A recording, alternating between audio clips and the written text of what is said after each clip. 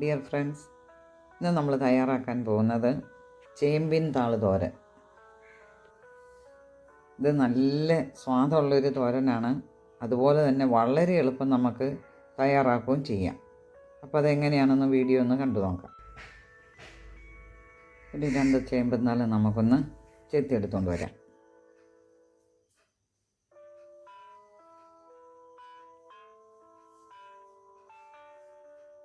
ഞാൻ 2 തണ്ട് കണ്ടിച്ചെടുത്തിട്ടുണ്ട്. ഇനി നമുക്കിതൊന്ന് നല്ലതുപോലെ കഴുകി വൃത്തിയാക്കി എടുക്കണം.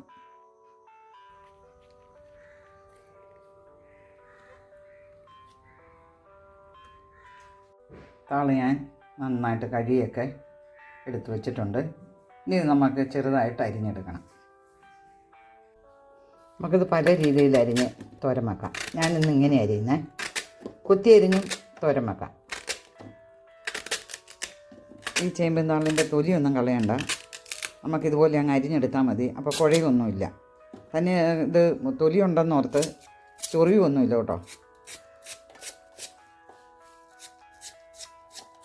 ഇതുപോലെ നമുക്കെല്ലാം ഒന്ന് അരിഞ്ഞെടുക്കണം.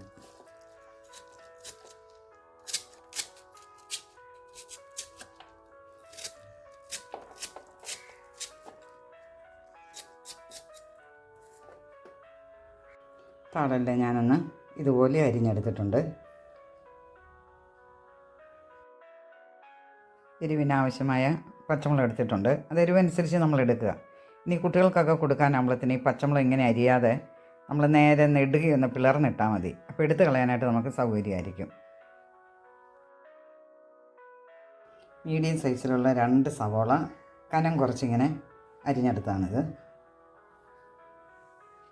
ഇനി വേണ്ടത് നമുക്ക് തേങ്ങ. ഇത് വളരെ ചെറുതായിട്ട് ചിരണ്ടി എടുത്തതാണ്. അപ്പോൾ ഇത് ഒരു തേങ്ങയുടെ പകുതിയുണ്ട്.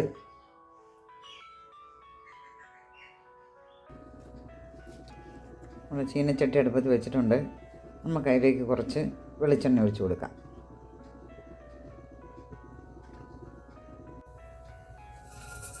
ഒരു ടീസ്പൂൺ കടുക് കൂടി ഇട്ട് കൊടുക്കാം.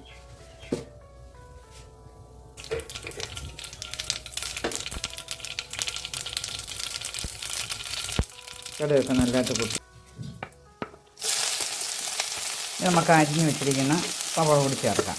ഇത് നല്ലതുപോലെ കനം കുറഞ്ഞ അരിയുവാണെങ്കിൽ നമുക്ക് ആ താളിൻ്റെ കൂടെ തന്നെ ഒരുമിച്ചിട്ട് കടുകിലേക്ക് ഇട്ടാൽ മതി, പൊട്ടിച്ചയിലേക്ക് ഇട്ടാൽ മതി.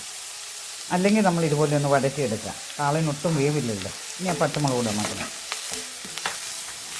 ഇത് ഗോൾഡൻ ബ്രൗൺ ആവാനൊന്നും നിൽക്കണ്ട കേട്ടോ. ഒന്ന് എണ്ണയിലിട്ടൊന്ന് പതുക്കൊന്ന് വഴറ്റിയാൽ മതി. ഇത്രയും മതി. നമുക്ക് താളി ചേർക്കാം.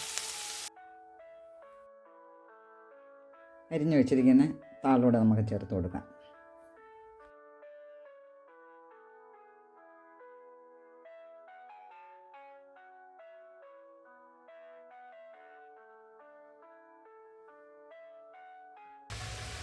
നമുക്ക് തേങ്ങ കൂടി ഇട്ട് കൊടുക്കാം.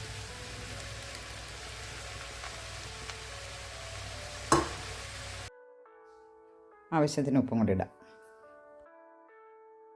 നല്ലതായിട്ടൊന്ന് ഇപ്പോൾ തീ കുറച്ച് വെക്കണം കേട്ടോ. ഇനി വെള്ളം ഒരല്പം പോലും ചേർക്കണ്ട.